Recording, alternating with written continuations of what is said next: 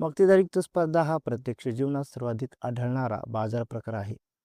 या बाजारात पूर्ण स्पर्धेप्रमाणे अनेक विक्रेते असतात, पण मक्तेदारीप्रमाणे प्रत्येक विक्रेत्याला आपल्या उत्पादनावर काही प्रमाणात नियंत्रण असते.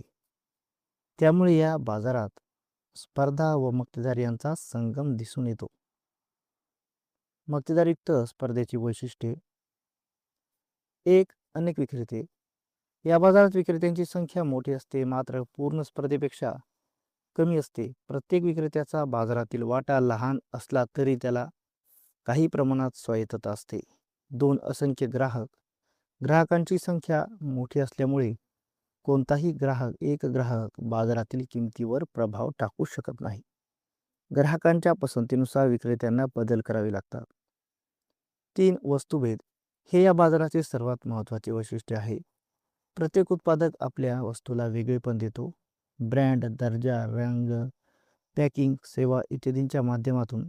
त्यामुळे वस्तूंमध्ये पूर्ण समानता नसते, तर जवळचा पर्याय असतो. चार, मुक्त प्रवेश व निर्गमन. या बाजारात नवीन उद्योग संस्थांना प्रवेश करणे सोपे असते.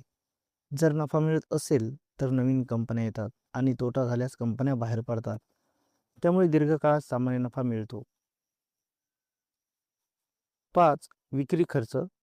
जाहिरात, प्रदर्शन, सवलती, मोफत नमुने, ऑफर्स यासाठी मोठ्या प्रमाणात खर्च केला जातो. याचा उद्देश ग्राहकांचे लक्ष वेधणे आणि मागणी वाढवणे हा असतो. 6, जवळचे पर्याय. या बाजारातील वस्तूंना अनेक जवळचे पर्याय उपलब्ध असतात. उदाहरणार्थ वेगवेगळ्या ब्रँडचे साबण, टूथपेस्ट, मोबाईल इत्यादी. 7, गट संकल्पना. एकमेकांना पर्याय असणाऱ्या वस्तू उत्पादित करणाऱ्या कंपन्यांचा एक गट तयार होतो. पूर्ण स्पर्धेतील उद्योग संकल्पनेऐवजी येथे गट ही संकल्पना वापरली जाते. 8, किमतीवर काही प्रमाणात नियंत्रण. वस्तुभेदामुळे प्रत्येक विक्रेत्याला किमतीवर थोडेफार नियंत्रण मिळते. त्यामुळे तो पूर्ण स्पर्धेप्रमाणे किंमत स्वीकारणारा नसतो. निष्कर्ष: मक्तेदारीयुक्त स्पर्धा हा वास्तववादी बाजार प्रकार असून त्यात स्पर्धा आणि मक्तेदारीची वैशिष्ट्ये एकत्रितपणे दिसून येतात.